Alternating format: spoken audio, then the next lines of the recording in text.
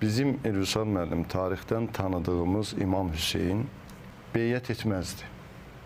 Ki, etmədi də. Bəli. Əgər İmam Hüseyin belə bir gediş etsəydi, təbii ki, bugün İslam dünyasının halı bugünkü vəziyyətindən daha betər olardı, deyərdim. İmam Hüseyin bu şəhadəti ilə ümumbəşəri bir dəyərə çevrildi. İmam Hüseyin siyasi olaraq qiymətləndirsəydi bu hadisəni, biz bilirik ki, Mədinədə məskunlaşmışdı. Orada da özünün imamətini və xəlifəliyini elan edə bilərdi.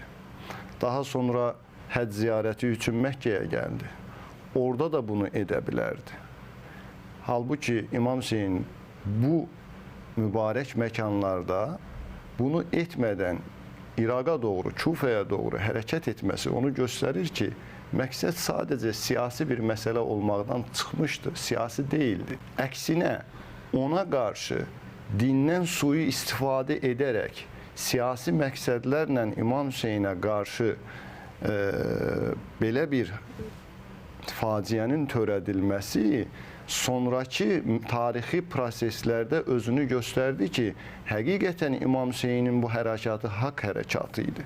Çünki daha sonra biz tarixdən bilirik Mədinənin mühasirəyə alınması, mübarək Kəbənin mancalaqla dağıdılmağa çalışılması onu göstərirdi ki, İmam Hüseyin hərəkatı şəxsə qarşı olan bir hərəkat deyildi. O dövrdə İslam ümmətini idarə edən, dindən siyasi məqsədlər üçün istifadə edən bir qaragüruha qarşı çevrilmiş bir hərəkat idi. Və düşünürəm ki, İmam Hüseyin məhz ona görə İmam Hüseyin idi ki, öz əqidəsindən dönmədi.